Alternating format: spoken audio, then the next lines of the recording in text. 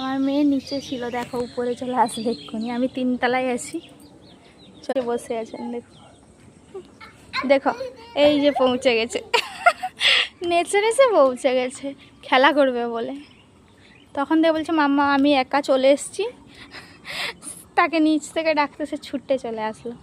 ঘুরতে এসছি, দেখো দেখো।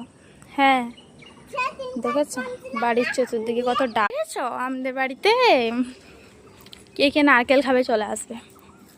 দেখো কত ডাব ধরেছে, দেখো। আর একটা ছোট্ট হচ্ছে পেয়ারা গাছ, কাঁঠাল গাছ, ওইখানে আম গাছ একটা।